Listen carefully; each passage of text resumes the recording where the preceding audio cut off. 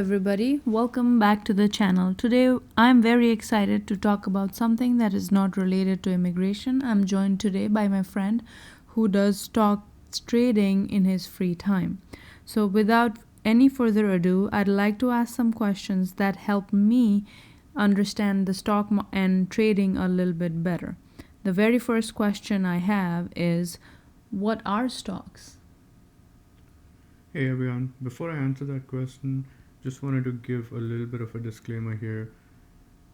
This is just for education purpose only. Anything that I'm talking about is just so we learn and understand stocks and trading a little bit better. But this is not an indication that you need to go run out and buy stocks because trading and investing in stocks can be risky. But to get back to the question, stock is a piece of a company that you buy. So as you want to build ownership in a company, you start purchasing the stocks of that particular company. Excellent. Thank you. So, does that mean that one can buy stocks of any company? So yes and no. A publicly traded company is one that's gone through an initial public offering. So this company trades on the regular what we call the stock market. So for those companies, you can log in through a broker and then buy and sell the stocks of that particular company. There are different ways to invest in own private companies as well, but we're not going to get into that.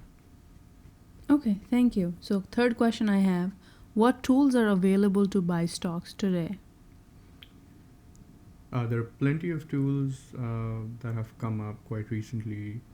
Back in the day, their trading was quite expensive because only a handful of brokers were available for you to go buy and sell stocks. And I remember back in the day, we would pay $7 to $8 for each trade to buy and sell. And now we're at a point where trading is pretty much free.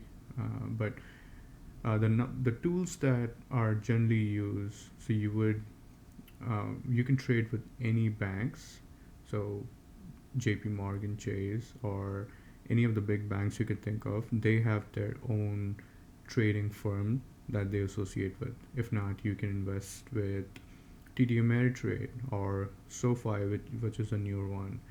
uh, Robinhood is a newer one. So a lot of such companies, these are well established firms, and they're backed by FDIC in a lot of ways as well. So you can definitely use any of these tools to trade stocks.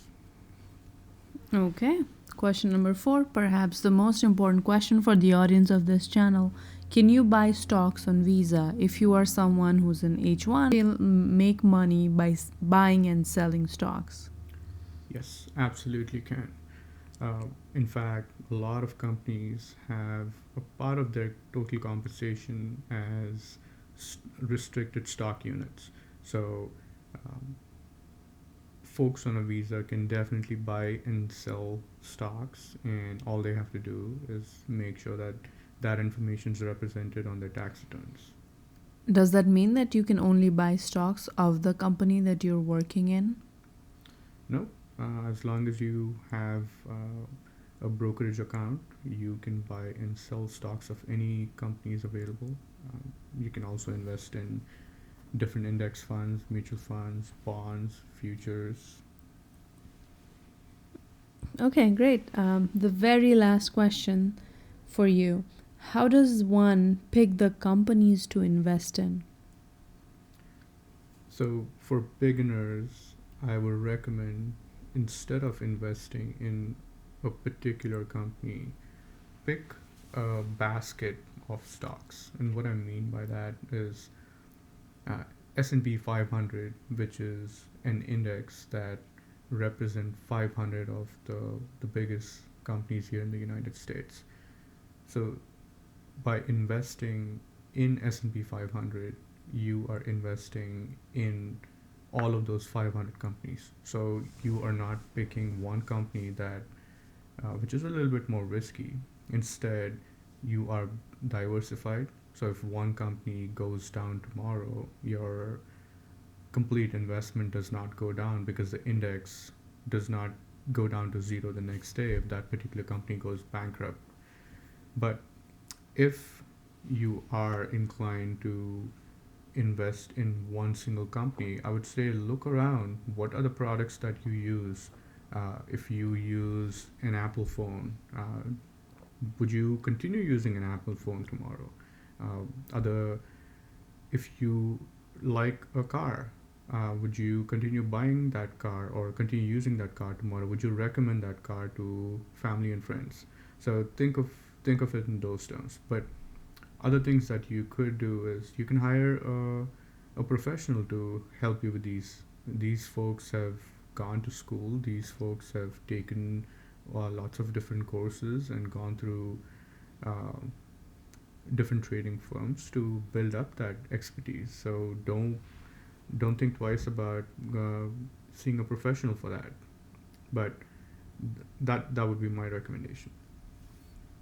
Okay, okay. Thank you so much for coming to the channel and talking to the audience. For you guys at home, if any of this was useful or interesting, please let us know in the comment below and we'll make sure we dive deep in each of these subjects. I know a lot of new topics or a lot of new words was discussed in this video. The goal here was just to introduce you to the stock market and what they are. As we go in the future, we will respond to your questions and your comments and answer more focused questions. With that, have a good day. Thank you for listening. Bye-bye.